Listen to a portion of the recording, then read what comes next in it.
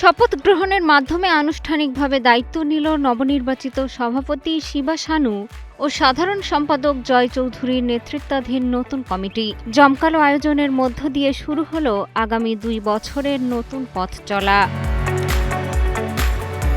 প্রয়াত চলচ্চিত্র শিল্পীদের স্মরণে দোয়া ও মোনাজাতের মাধ্যমে শুরু হয় শপথের আনুষ্ঠানিকতা। এরপর মূল অনুষ্ঠানের সূচনা করেন অভিনেতা ও নির্মাতা কাজী হায়াত। অনুষ্ঠানে বিজয়ী সদস্যরা উপস্থিত থাকলেও অংশ নিতে পারেননি সহসভাপতি পদে বিজয়ী ইলিয়াস কোবরা।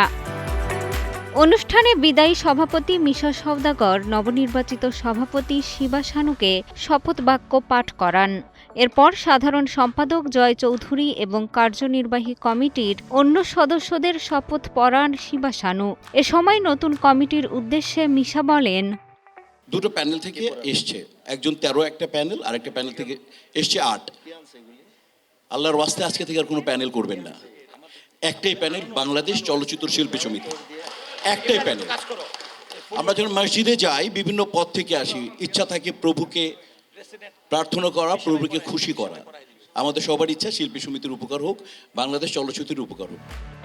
অনুষ্ঠানে আগামী দিনের পরিকল্পনা তুলে ধরে নবনিযুক্ত সভাপতি ও সাধারণ সম্পাদক বলেন, আমাদের এর আগে কোনো ইশতেহার ছিল না, প্ল্যানিং ছিল। আজকে আমরা শপথ নিয়েছি। এরপরে আমরা আমাদের মেম্বারদের সঙ্গে একটা গেট টুগেদার করে তাদের কাছ থেকে তাদের কিছু প্রবলেম আমরা শেয়ার করব। তাদের প্রবলেমগুলো কি আছে, তাদের প্ল্যান জানতে চাইব। এই প্ল্যান থেকে আমরা যে প্ল্যানগুলো অ্যাকচুয়ালি আমরা এক্সিকিউট করতে পারবো, ট্রাই করলে সত্যি এটাকে আমরা একটা ফলাফলে আনতে পারবো, এরকম 20টা প্ল্যান নিয়ে আমরা কাজ করব, প্ল্যান করেছি এটাই। এখান থেকে 10টা প্ল্যানও যদি আমরা সাকসেস করতে পারি, তাহলে আমার মনে হয় আমার মেম্বাররা অনেক বেশি আমাদের কাছে হ্যাপি থাকবে। এক লাইটেই নিশ্চিন্তে চলে দিনের পর দিন। Walton emergency bulb, the best emergency bulb. সবার একটাই টার্গেট ছিল, হয়তো ভোটের ব্যবধানে কেউ পরাজিত হয়েছেন, কেউ জয়ী হয়েছেন, কিন্তু টার্গেট যেহেতু একটাই ছিল শিল্পীদের সেবা করার জন্য, তাই আমি সিদ্ধান্ত নিয়েছি যে বিভিন্ন যে উপকমিটিগুলো হবে, যেমন সাংগঠনিক প্রশাসনিক উপকমিটি, কালচারাল অ্যান্ড আদার্স অ্যাফেয়ার্স উপকমিটি, তারপরে আপনার যেটা আমাদের ফিনান্স উপকমিটি, সেগুলাতে আমরা যারা নির্বাচনে অংশগ্রহণ করেছেন তাদের মধ্যে থেকে যারা আগ্রহী সবাইকে আহ্বান জানাবো, আপনারা সেখানে যুক্ত হয়ে আমাদের শিল্পী সমিতির সাথে কাজ করবেন।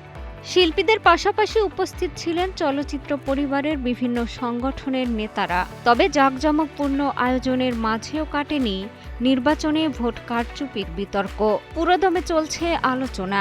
এবার শপথ অনুষ্ঠানে যোগ দিয়ে বিষয়টি নিয়ে মুখ খুলেছেন শিল্পীরা। ভোট কারচুপি নিয়ে কোনো অভিযোগ ছিল না, এটা সম্পূর্ণ মিথ্যা, ভিত্তিহীন।